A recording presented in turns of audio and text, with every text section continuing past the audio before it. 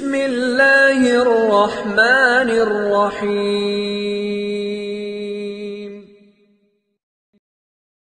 اعوذ باللہ من الشیطان الرجیم، بسم اللہ الرحمن الرحیم۔ لقد جاءکم رسول من انفسکم عزیز علیہ ما عنتم حریص علیکم بالمؤمنین رؤوف رحیم۔ اللہم صلی علی محمد النبی الامی وعلی آلہ وسلم تسلیما۔ عظمت خاتم الانبیاء صلی اللہ علیہ وسلم کے اگلے درس کے ساتھ حاضر خدمت ہیں۔ کل یہ بات ہو رہی تھی کہ حضرت نبی اکرم صلی اللہ علیہ وسلم اور سب بنی ہاشم کو شیب ابی طالب سے تو نجات مل گئی، لیکن نیچے جب آئے ہیں تو وہاں کے تو حالات وہی پرانے والے تھے، پرانے حالات گویا منتظر تھے۔ اہل مکہ، بھئی مکہ جو لیڈ کرنے والے لوگ تھے، یہ جو معاہدہ ختم ہوا یہ ان کی مرضی تو تھی نہیں، ان کی تو چاہت نہیں تھی، اور وہی لیڈ کر رہے ہیں۔ تو ان کے دلوں سے تھوڑی، نہ ان کے دل نرم ہوئے، نہ ان کے دلوں سے دشمنی نکلی، نہ ان کی سرداری ختم ہوئی، تو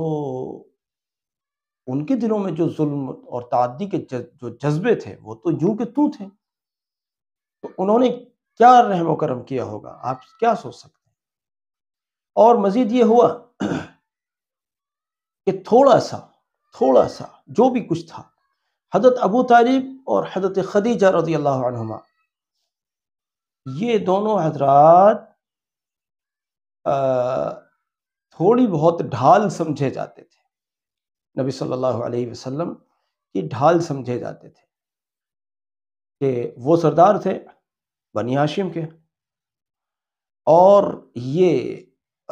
رؤسائے مکہ میں سے تھیں۔ اور آپ نے دیکھا ہوگا لوگوں میں مالداروں کی بڑی عزت کرنے کا جذبہ ہوتا ہے۔ چلیے خیر، یہ دونوں حضرات کسی نہ کسی درجے میں ڈھال تھے، لیکن قضاء الہی حضرت ابو طالب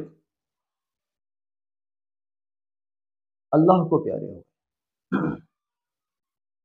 اور اس کے متعلق یوں لکھا ہے کہ جب نبی صلی اللہ علیہ وسلم پہنچے ہیں حضرت ابو طالب کے پاس ان آخری لمحات میں، تو ابو طالب کے پاس پہنچنے سے پہلے نبی صلی اللہ علیہ وسلم کے ابو طالب کے پاس پہنچنے سے پہلے وہاں ابو جہل بیٹھا ہوا تھا،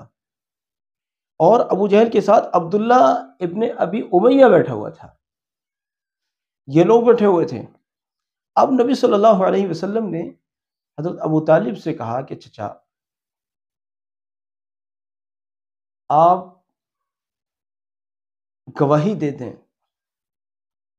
تاکہ میں اللہ کے حضور آپ کی مغفرت کی دعا کروں۔ میں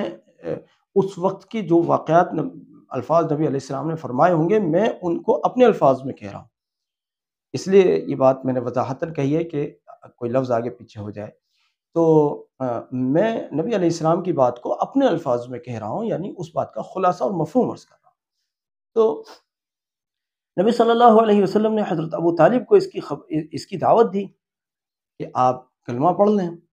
تاکہ میں آپ کی مغفرت کے لیے اللہ سے دعا کروں۔ لیکن وہ جو دو بیٹھے ہوئے تھے وہاں، وہ شاید بیٹھے ہی اس لیے تھے۔ ابو جہل نے فوراً کہا کہ ابو طالب، کیا آپ آخری وقت میں عبد المطلب کے دین کو چھوڑ دیں گے؟ تو کہتے ہیں کہ ابو طالب نے عبد المطلب کے دین پر ہونے کی بات کہی، اور نبی صلی اللہ علیہ وسلم کو یہ بات فرمائی کہ آپ جو کلمہ کہتے ہو میں وہ کلمہ پڑھ لیتا، لیکن قریش یوں کہیں گے کہ مرتے وقت میں موت کے خوف سے اپنے اجداد کے دین کو چھوڑ دیا، تو اس لیے میں نہیں پڑھتا۔ حالانکہ بعض روایات سے یہ بھی ملتا ہے کہ جی ان کو یہ بھی کہا گیا تھا کہ ابو طالب آپ میرے کان میں ہی کلمہ پڑھ دیجئے، کم سے کم میں اللہ کے حضور آپ کے لیے سفارش کروں۔ اچھا، یہ جو روایت ہے کہ عبد المطلب کے دین پر ہونے والی بات ابو طالب نے کہی، یہ بات بخاری نے نقل کی ہے، لیکن اس پر محدثین نے کلام کیا ہے اور محدثین نے اس کی سند پر سوال اٹھائے، جبکہ اس کے بالمقابل ابن اسحاق نے روایت کیا ہے کہ جس وقت میں ابو طالب آخری لمحات سے گزر رہے تھے، اس وقت وہاں حضرت عباس بھی موجود تھے جو ابھی ایمان نہیں لائے تھے، اور انہوں نے دیکھا کہ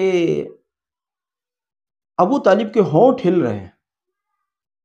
تو انہوں نے جیسے مرنے والے کے ہونٹوں سے آدمی کان لگاتا ہے کہ آخر سنوں یہ آخری بات کیا کہنا چاہتے ہیں، کوئی نصیحت، کوئی وصیت، کوئی کچھ ایسا ہوتا نا ایسا، تو حضرت عباس نے کان لگائے ہونٹوں سے کہ ابو طالب کیا کہنا چاہتے ہیں، تو انہوں نے سنا اور کہا محمد صلی اللہ علیہ وسلم آپ جو کلمہ ان سے پڑھوانا چاہتے تھے یہ وہی کلمہ پڑھ رہے ہیں۔ اس سے بات معلوم ہوتی ہے کہ حضرت عباس رضی اللہ عنہ والی اس روایت سے، جو ابن اسحاق نے جس کو روایت کیا ہے، اس سے معلوم ہوتا ہے کہ حضرت ابو طالب ایمان لے آئے تھے آخری لمحات میں ایمان لے آئے تھے۔ اختلاف رائے ہر چیز میں اس قدر ہوتا ہے، ہر چیز میں ہوتا ہے۔ اب دیکھو حضرت خدیجہ رضی اللہ عنہ کا وصال ہوا تو عام طور پر یہ کہا جاتا ہے کہ پہلے ابو طالب کا انتقال ہوا، پھر حضرت خدیجہ رضی اللہ عنہ کا انتقال ہوا، لیکن پھر کچھ روایات ایسی ملتی ہیں وہ کہتے ہیں کہ حضرت خدیجہ رضی اللہ عنہ کا انتقال پہلے ہوا، ابو طالب کا انتقال بعد میں ہوا۔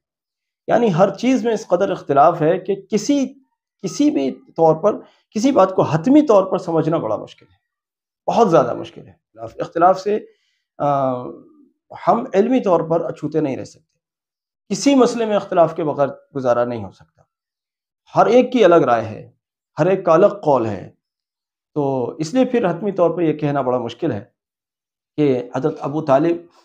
ایمان لائے یا نہیں لائے۔ اگر بخاری کی بات کو مانیں تو وہ ایمان نہیں لائے، اور ابن اسحاق کی بات کو مانیں تو وہ ایمان لائے۔ اب اللہ عالم بالصواب، یہی سے بات سمجھ میں آتی ہے کہ بس اللہ عالم بالصواب، ان فیصلوں کو اللہ ہی کے حوالے چھوڑ دیا جائے، اللہ ہی بہتر جانتا ہے کیا ہوا اور کیا نہیں ہوا۔ حضرت عباس رضی اللہ عنہ جو بعد میں چل کر ایمان لائے، ان کا کہنا تو یہ ہے کہ ابو طالب نے آخری وقت میں نبی صلی اللہ علیہ وسلم کا کلمہ پڑھا۔ خیر بہرحال محدثین کی بات ہے بھائی، ہم ان سے اعراض بھی نہیں کر سکتے اور ان سے آگے بھی نہیں بڑھ سکتے۔ اب ان کے اقوال ہیں، ان کے علم کی روشنی میں ہر ایک کا علم اپنا اپنا ہوتا ہے، آپ کا علم اپنا ہے، میرا علم اپنی جگہ ہے، میرا علم ذرا کم ہے، آپ کا علم ذرا زیادہ ہے، تو میرے آپ کے درمیان میں بھی اختلافات پائے جاتے ہیں، تو علم میں اختلاف پائے ہی جاتے ہیں، اس میں کوئی برائی کی بات نہیں میں کہہ رہا ہوں، برائی کے طور پر نہیں کہہ رہا ہوں، علم میں اختلاف پائے ہی جاتے ہیں، اور یہ اختلاف آج سے نہیں ہے، صحابہ رضی اللہ عنہم کے دور سے۔ صحابہ رضی اللہ، جب نبی صلی اللہ علیہ وسلم تھے تو ہر ایک کا مرجع نبی صلی اللہ علیہ وسلم تھے، ہر اختلاف ختم۔ نبی صلی اللہ علیہ وسلم کے بعد سے پھر اختلافات شروع ہوئے، اور وہ اختلافات نہ آج تک ختم ہوئے ہیں نہ کبھی ہوں گے، ساری کوشش کرنے کے بعد۔ بے شمار ایسی باتیں ہیں جن پر ہم حتمی طور پر کچھ بھی نہیں کہہ سکتے، بس اختلافات بیان کر سکتے ہیں کہ فلاں راوی نے یہ کہا ہے، فلاں کا یہ قول ہے، فلاں محدث یہ کہتے ہیں، فلاں عالم نے یہ کہا ہے، فلاں شیخ نے یہ اقوال بیان کیے جا سکتے ہیں، بالکل کیے جا سکتے ہیں، سب بیان کرتے ہیں، میں بھی ذکر کر رہا ہوں، لیکن حتمی طور پر کسی نتیجے کو پہنچنا ممکن ہی نہیں ہے۔ جن کتابوں سے جو کتابیں ہماری مرجع ہیں، ان کتابوں کی صحیح رجوع کریں گے، وہیں ہمیں پھر نئے نئے اختلافات ملیں گے، تو ہم کسی نتیجے کو نہیں پہنچ سکتے۔ اس لیے حضرت ابو طالب کے ایمان کے متعلق میری اپنی رائے یہ ہے کہ کسی بحث کی ضرورت نہیں ہے، اللہ سے حسن ظن رکھنا چاہیے، کیونکہ جن حضرات نے ان اقوال کو بیان کیا ہے انہی حضرات کا کہنا یہ بھی تو ہے کہ حضرت ابو طالب 3 سال تک بغیر آب و دانہ شیب ابی طالب میں قید رہے، تعلقات کو نبی صلی اللہ علیہ وسلم پر قربان کیا، اور کیا کیا قربانیاں نہیں دیں، تو یہ سارا کا سارا ضائع تو جانے والا ہے نہیں، کیونکہ نبی صلی اللہ علیہ وسلم کی محبت ہی تو اصل ہے۔ جس کے دل میں نبی صلی اللہ علیہ وسلم کی محبت ہوگی وہ کامیاب ہے۔ نبی صلی اللہ علیہ وسلم کی محبت ایمان کا ذریعہ بن جاتی ہے۔ کتنے لوگ ایسے ہیں جو گمراہی کی زندگی گزارتے تھے، نبی صلی اللہ علیہ وسلم کی محبت کی برکت سے ان کی زندگی میں تقویٰ آ گیا، تو ابو طالب محروم رہ جائیں گے ایمان سے یہ بات کم سے کم عقل تو قبول کرتی نہیں ہے، باقی بھائی محدثین کے سامنے سرنڈر کرنے کے علاوہ کوئی چارہ بھی نہیں ہے، اور حقیقت کو اللہ کے علاوہ کوئی نہیں جانتا۔ خیر بہرحال یہ تھوڑا سا ایسا اختلافی عنوان ہے، اس میں اختلاف میں الجھنے کی ضرورت نہیں ہے، بس ادھر کا قول آپ لے لیں تو آپ جانیں اور ادھر کا قول لے لیں تو آپ جانیں، حقیقت کو اللہ کے علاوہ کسی کے علم میں نہیں ہے۔ وما توفیقی الا باللہ، ہمارے اس پیغام کو ساری امت تک پہنچائیں۔ السلام علیکم